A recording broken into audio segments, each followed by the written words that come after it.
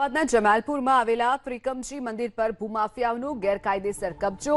700 વર્ષ જૂના પૌરાણિક મંદિર પર ગેરકાયદેસર કબજાના આરોપમાં બાબુ શાહ, મોહમ્મદ અસગર પઠાન, નિઝામુદ્દીન શેખ, મોહમ્મદ બિલાલ શેખ, જીશાન કાદરી, રોહન કાદરી અને સદ્દામ હુસૈન કુરેશી વિરુદ્ધ ગાયકવાડ પોલીસ સ્ટેશનમાં ગુનો નોંધાયો છે।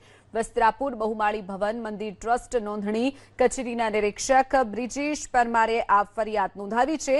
ત્રિકમજી મંદિરમાં વર્ષ 1966માં ચેરિટી કમિશન દ્વારા 4 ટ્રસ્ટીની નિમણૂક કરવામાં આવી હતી।